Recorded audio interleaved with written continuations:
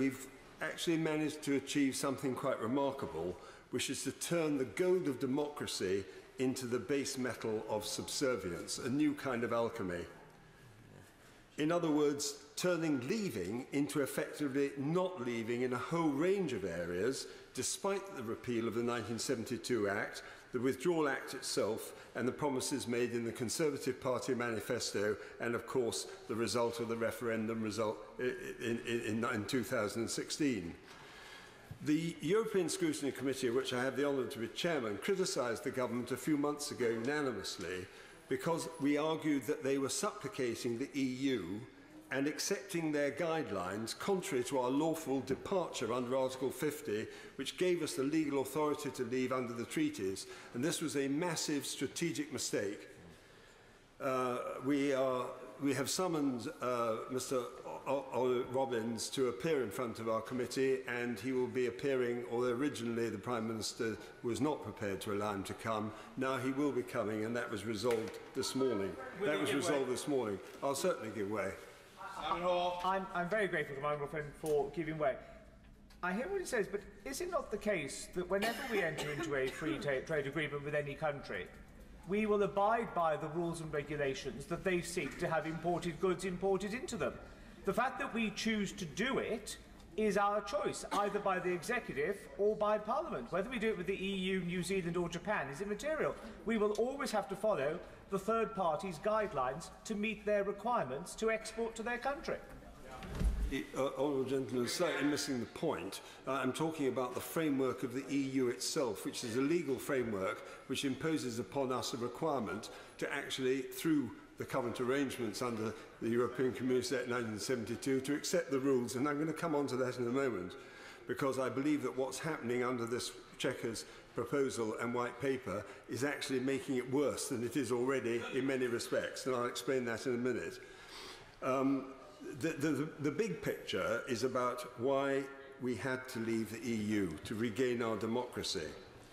And I'd just like to say this, which is that the decisions which are imposed upon us through the European Community Act 1972, which are done through the Council of Ministers, as my committee has already exposed a few years ago, in practice will be continued under the Common Rule Book and will continue to be taken by a majority vote of the 27 without our being there. Even the Prime Minister, I may say in this context, has written a pamphlet about this in which she said that Parliament is supposed to be sovereign, but in practice it is not. She wrote that in 2007. This will be made even worse under the White Paper. We will have no voting rights, no blocking minority, a mere useless consultation. The White Paper mirrors the EEA arrangements which slavishly follow the EU Council of Ministers' decisions. Furthermore, given that the government will already have just agreed to the international obligations it will have entered into, it is literally absurd to suggest that under the, quote, threat of consequences during the scrutiny process, that those MPs appointed to a committee run by the whips would ever overturn the government's agreed rules. The manner in which the Common Rule Book will absorb European rules and European jurisdiction through the creation by the UK government of international obligations binding of itself, with the deliberate connivance of the government and the whips, will predetermine the outcome of the parliamentary scrutiny when it reaches the committee. In other words, it will fictionalise real sovereignty. This white paper is a sovereignty car crash. As for the ECJ, the former president of the EFTA Court, and I've just put this to the Prime Minister and the Liaison Committee, clearly stated very recently, a few days ago, that, and I quote, the UK would recognise that the ECJ is supreme on the interpretation of EU law, and goes on to say that under the independent arbitration, we would agree to refer questions to the ECJ. The White Paper itself concedes that the UK makes an upfront choice to commit to ongoing harmonisation with the relevant EU law, rules and requirements. Thus, the ECJ will determine not only the interpretation, but also the outcome of any disputes. They, therefore, will be calling the shots. Now I want to turn briefly to the question of foreign policy and the issue of Germany, which I think has been very much underplayed for many, many years in this context. Of course, we want to work with other neighbours in Europe. I have no problem with that at all. But I have to say that this problem, which has been with us for so many generations, I'm talking now in the last 20 or 30 years, has simply been ignored to a far too great an extent. It is clear that Germany calls the shots. Everybody knows it. You only have to look at what's been going on in Greece, what's been going on even in Ireland when they had the crash. Look at what happened with regard to Italy. Look at what's happened with regard to the whole question of the Italian issue, where the Italian EU Affairs Minister recently described the euro as a German prison. Now, the reality is that Germany tore up the Dublin regulation, which led to this incredible surge of refugees, some of which were justified and some of which certainly were not.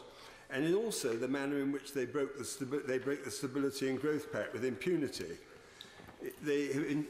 ensuring that the manner in which it is applied to other European member states.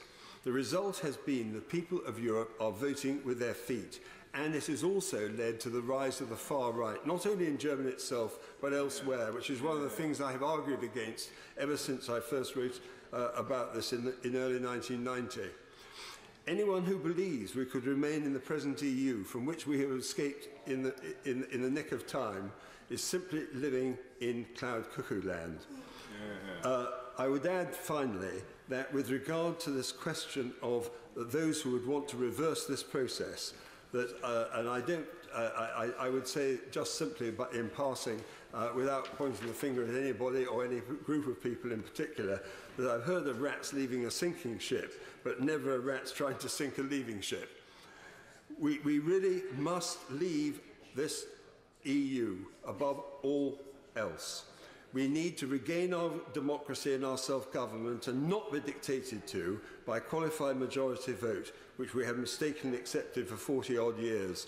We live in a world of massive change. We now have the opportunity to decide our own history, our own new future, our own economy and our own destiny. People have fought and died for this over generations. We wish to cooperate, but not to be subservient. Yeah.